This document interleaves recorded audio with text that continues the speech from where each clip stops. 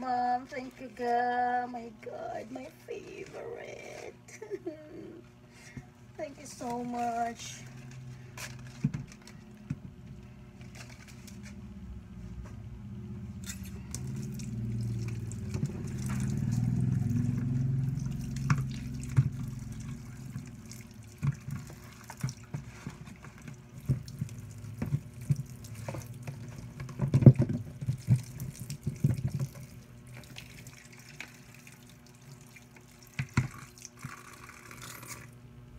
Diba, ang saya-saya ko ngayon kasi binigyan ako ng kaibigan ko, isa sa mga kaibigan ko na napakabait at very generous talaga. Yung paborito kong prutas, alam niyo ba kung anong prutas yun? Eto!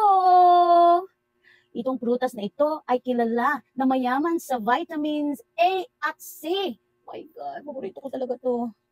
Kunin niyo na ang lahat sa akin. Huwag lang ang bayabas na to, my God. Pero, syempre, pag hindi ko naman naubos to, mag-share naman ako. Yung kung hindi ko mauubos, pero sa tingin ko, uubusin ko to eh. My God, kain tayo. Thank you, God. Thank you, Anna Lubrase. At thank you din kay Bambam na naghatid ng mga bayabas na ito. Thank you so much. My God. Grabe. At ang lalaki, guys. Oh my God, ang lalaki. Diyos ko. Harap.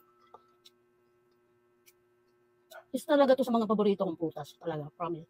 At pati lansones. Naku, gusto ko din yung lansones. Parang mas gusto ko itong bayabas. Buti na lang at hindi pustiso yung ngipin ko. Kaya kaya ko siyang pagdating. Alam nyo, kanina lang ito niya kinuha dun sa puno.